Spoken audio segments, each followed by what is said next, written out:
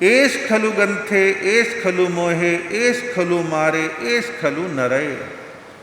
इसका भाव है यह आरंभ, आरंभ यानी हिंसा, यह आरंभ हिंसा ही वस्तुतः ग्रंथ यानी बंधन है, हिंसा ही बंधन है, यही मोह है, यही मार, मार यानी मृत्यु है, और यही नरक है। या मुख्य जो सार की बात है वो हिंसा की बात कही है कि हमारे जीवन में कर्म बंधन का मुख्य हेतु और भी है, लेकिन मुख्य हेतु हिंसा है। तो आरंभ हिंसा वस्तुतः ग्रंथ, ग्रंथ यानी बंध, कर्म का बंध है, यही मोह है। आप देखेंगे मोह के कारण हिंसा है और हिंसा है तो मोह है, मोह और हिंसा, हिंसा और मोह इनका यूं संबंध है, गठबंधन है दोनों का।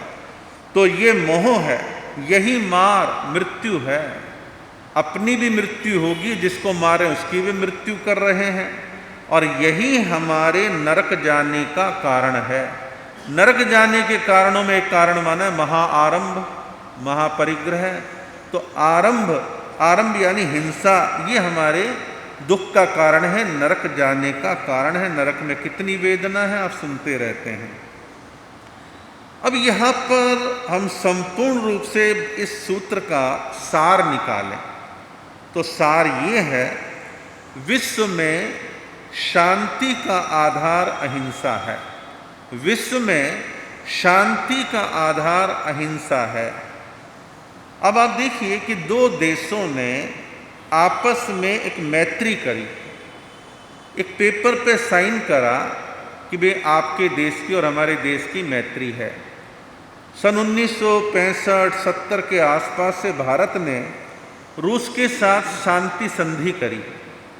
रूस ने हमारी बहुत सहायता करी, जब हमारे भुखमरी थी, साधन नहीं थे, बड़ी सहायता करी इंदिरा जी के ज़माने में, नेहरू जी के ज़माने में, और बाद तक ये सब चलता रहा। और आज तक भी रूस के साथ हमारा संबंध अच्छा है। पल प्रति पल खतरा है पाकिस्तान से, चीन से। नेपाल तो कभी कभी उठापटक कर देता है, वो भी चाइना भड़काता है, तो ऐसा होता है।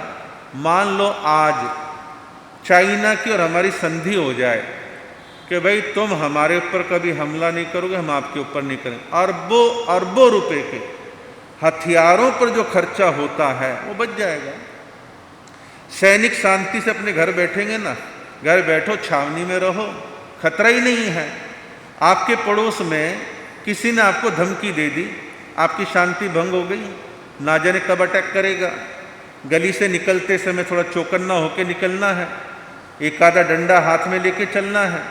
जिन इलाकों में गुंडे बदमाश मवाली ज़्यादा हैं वहाँ लोग लाइसेंस वाली बंदूक रखने लग गए, रिवॉल्वर रखते हैं यार, कहीं अचानक हमला हो जाए तो अपना बचाव कर लेंगे।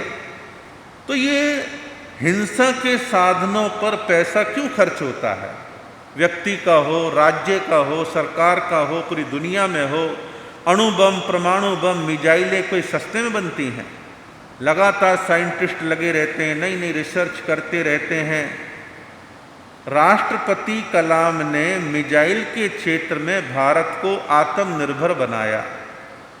जब ये साइंटिस्ट थे तो इंदिरा गांधी प्रधानमंत्री, उन्होंने इनको बुलाया, कहा कि आप देश की रक्षा के लिए क्या कर सकते हैं? मैडम मैं आप देश के लिए मिसाइल बना सकता हूँ, क्या खर्चा लगेगा? ये लगेगा, ठीक है, पैसा मिलेगा, आप रिसर्च करो।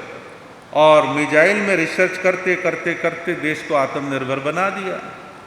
लेकिन राष्ट्रपति कलाम ने जीवन के अंतिम सालों में, जब राष्ट्रपति बन गए उससे पहले के सालों में, कहा कि ठीक है मैं साइंटिस्ट था, मैंने मिसाइल बनाई, मेरा काम था, लेकिन ये कोई सही और पूर्ण समाधान नहीं है कि मैंने तुम्हें मार दिया, तुमने हमारे को मार दिया। ये इजराइल वगैरह की तरफ यही सब चलता रहता है, ईरान इराक में खूब चला है, भारत पाकिस्तान में 3-4 युद्ध हो चुके हैं। परिणाम क्या है? अरबों रुपए स्वाहा, लोग इधर के मरे उधर के मरे, 10-20% कम ज़्यादा किसी के हो सकते हैं। लेकिन हिंसा कोई समाधान नहीं है। और पूरी दुनिया में इस बात की रिसर्च हो चुकी है कि माने ना माने, कम माने ज़्यादा माने, उनकी मर्जी। हमारा काम है अच्छी बात को कहना, शाकाहार सही और शुद्ध आहार है। कितना ही मांसाहारी लोग मांसाहार कर लें, अनेक प्रकार की एलर्जियां, अनेक प्रकार के कैंसर, अनेक तरह की समस्याएं उनके स्वास्थ्य के साथ बनी रहती हैं। व्यक्ति क्या सोचता है, मांस खाऊंगा मैं भी हाथी की तरह, शेर की तरह मजबूत हो जाऊंगा, ये है वो है। कुछ नहीं होता।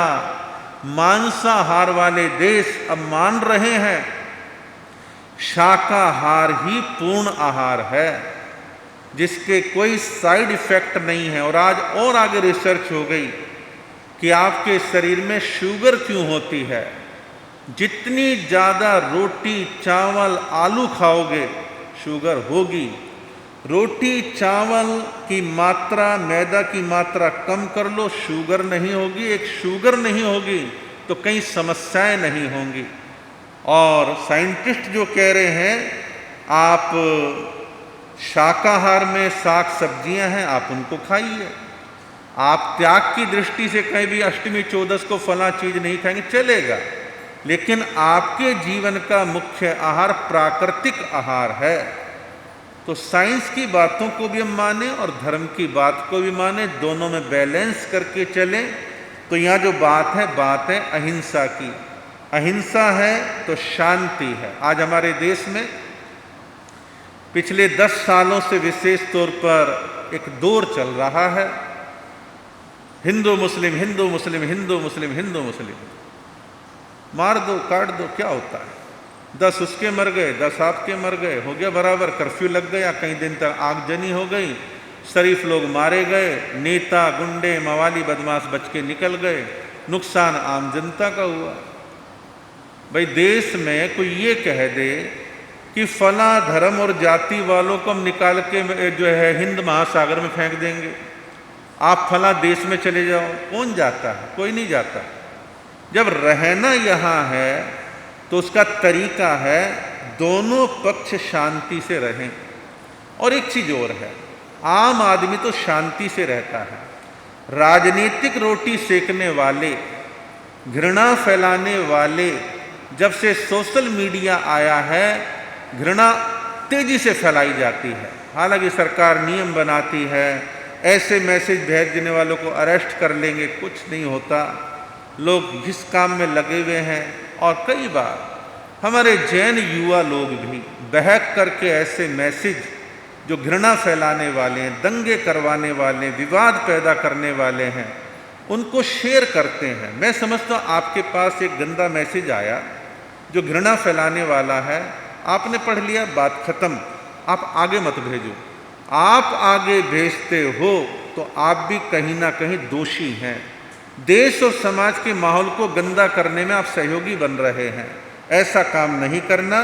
तो इस सूत्र का मोटा सा भाव है, विश्व देश राज्य समाज नगर में शांति का हेतु है अहिंसा।